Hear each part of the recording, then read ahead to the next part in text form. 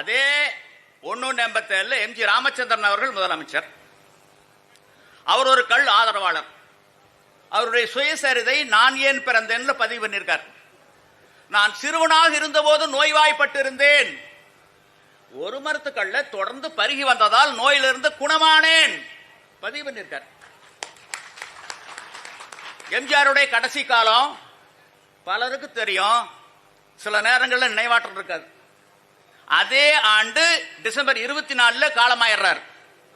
அந்த நேரத்தில் அவருடைய யாரோ ஒட்டிக்கிட்டாங்க, தெரிஞ்சிருந்தா நடந்திருக்காது.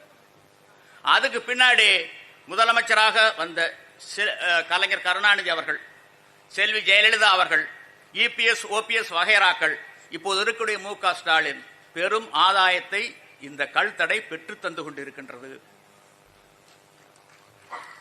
நமக்கு புரிதல் இல்லை. இது அரசாங்கம்